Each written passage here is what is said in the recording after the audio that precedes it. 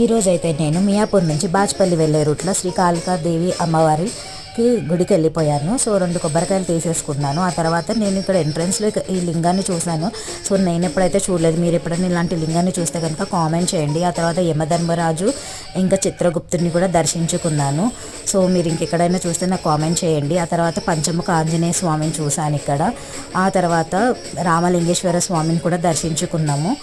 So ఇక్కడ వినాయకుడు మీకు కనిపిస్తారు చూడండి. ఆ తర్వాత నేను పాలతో స్వామిని అభిషేకం చేసుకుంటున్నాను.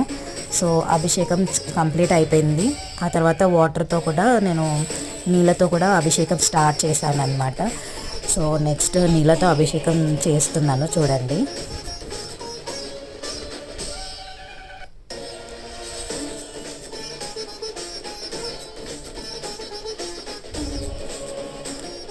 సో ఇక్కడ నా అభిషేకం అయితే నేను కంప్లీట్ చేసేసుకున్నాను.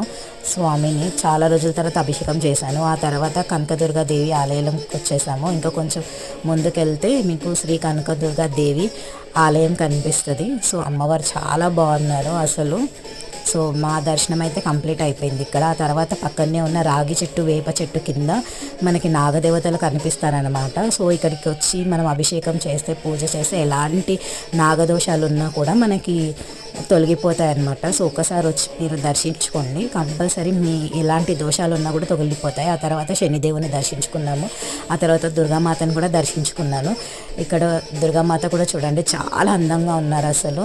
ఆ తర్వాత మనం నెక్స్ట్ కాళికామాత దగ్గరికి వెళ్ళిపోతున్నాం అనమాట. సో ఇక్కడ మెట్లు ఉంటాయి, మెట్లు దిగి అమ్మవారి దగ్గరికి వెళ్ళాలి. సో నేను మెట్లు దిగి అమ్మవారి దగ్గరికి వెళ్ళిపోయాము. అప్పుడు పూజ స్టార్ట్ అయిపోయింది.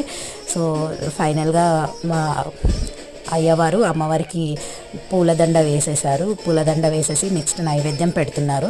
సో మీకు తెలుసా, ఇక్కడ అమ్మవారికి నైవేద్యం వచ్చేసి మందు పోస్తారన్నమాట. సో అయ్యవారు అదే చేస్తున్నారు ఇప్పుడు అక్కడ. సో అలా మందు పోసి చూడడం అంటే చాలా బ్లెస్ అయినట్టే. సో మీరు కూడా ఎప్పుడైనా టైం ఉంటే ఇక్కడికి వెళ్ళి దర్శించుకోండి.